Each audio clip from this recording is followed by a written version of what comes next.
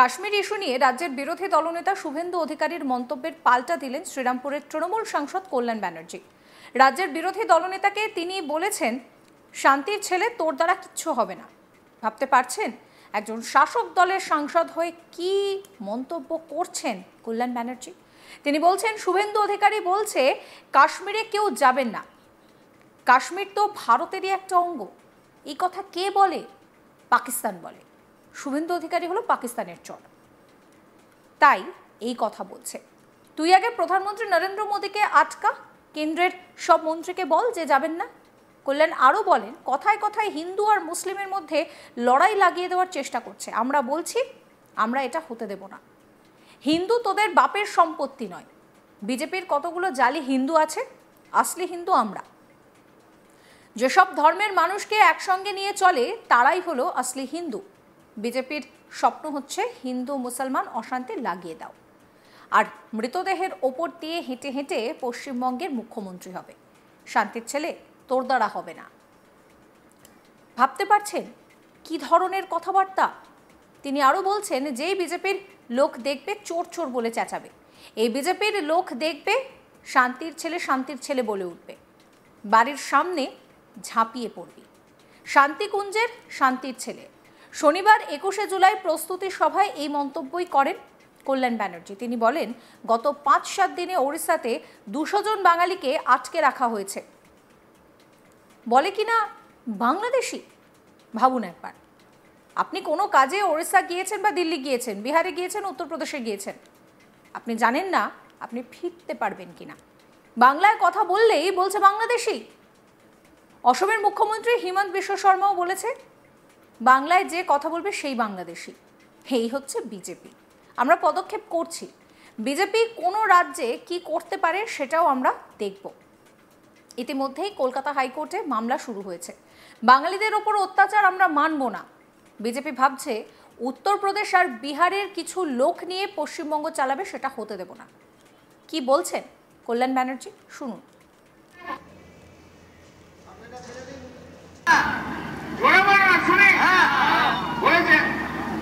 কাশ্মীর তো ভারতবর্ষেরই একটা অঙ্গ নাকি? কাশ্মীরে ভারতবাসী কেউ যাবে না কে বলে? পাকিস্তানিরা বলে।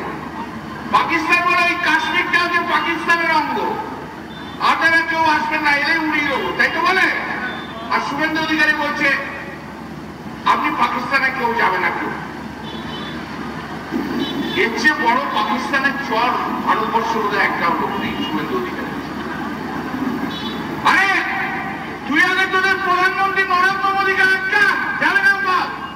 তুই আগে কেন্দ্রের সব মন্ত্রীদের বল যাবেন না, আপনারা আপনারা যাবেন না। কোনো কিছু করার ক্ষমতা শান্তিকুঞ্জের শান্তির ছেলে তোর দ্বারা হবে না।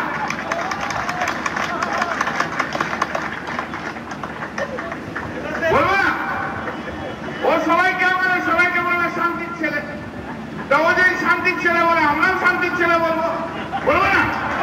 কি একদম যেখানে দেখবি সেখানেই সব চোর চোর করে বেরিয়ে যাবে। যেই বিজেপির লোক দেখবি চোর চোর চোর চোর করে বেরিয়ে যাবে।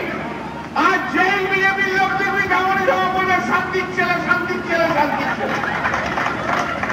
সব বাড়ির সামনে ঝাঁপিয়ে পড়বে শান্তির ছেলে বলে, আর সব বাড়ির সামনে বলবে যে চোর চোর চোর চোর দেশকে চুরি করেছে। ঠিক আছে না? চলে না? চলে না? পারবি তো? পারবি তো? আরে 2 বছর আবার শান্তির ছেলে না বললে হয় না। এখন আমিও বলতে শুরু করছি। আমি একটু কথা আগে বলতাম, এখন আমি বলবো। আমাদেরকে বলে তো ভাই কত গালাগাল খাবো বলো তো বলেছি, কত গালাগাল খাবো বলেছি। ঠিক আছে, তুইও আমাদের শান্তির ছেলে বলি, আমিও তোকে শান্তির ছেলে বলি। আমাদেরও চোর বলে আমি বলবো ডাকো শান্তিকুঞ্জের শান্তির ছেলে। বলছে কাশ্মীরে কেউ যাবেন না, বলেছে না? একই না? একই না? জোরে বলো না, শুনি। বলেছে কাশ্মীর তো ভারতবর্ষেরই একটা অঙ্গ নাকি? কাশ্মীরে ভারতবাসী কেউ যাবে না কে বলে? পাকিস্তান পাকিস্তান বলে ওই কাশ্মীরটা হচ্ছে পাকিস্তানের অঙ্গ, আপনারা কেউ আসবেন না, এলে উড়িয়ে দেবো, তাই তো বলে। আর শুভেন্দু অধিকারী বলছে আপনি পাকিস্তানে কেউ যাবে না, কেউ। এর চেয়ে বড় পাকিস্তানের চর ভারতবর্ষ বোধহয় একটাও লোক নেই শুভেন্দু অধিকারী। আরে তুই আগে তোদের প্রধানমন্ত্রী নরেন্দ্র মোদীকে একটা যাবে না বল, তুই আগে কেন্দ্রের সব মন্ত্রীদের বল যাবেন না, আপনারা ওখানে যাবেন না, কোনো কিছু করার ক্ষমতা ভারতবর্ষে কেউ যাবে না। একটু আগে সুদীপ বলছি গত 5-7 দিনে উড়িষ্যাতে 200 বিজেপি নেতা ভাস্কর ভট্টাচার্য এই নিয়ে কি বলছেন শোনাবো। বর্তমানে পশ্চিমবঙ্গ সরকারের যে অবস্থা, মানে পশ্চিমবঙ্গ সরকার তো চলছে না, সরকার চালাচ্ছে হাইকোর্ট। এবার একটার পর একটা আইনের থাপ্পড় খেতে খেতে এদের এমন অবস্থা হয়েছে যেটা যে কখন কি বলছে তার কোনো অর্থই হয় না।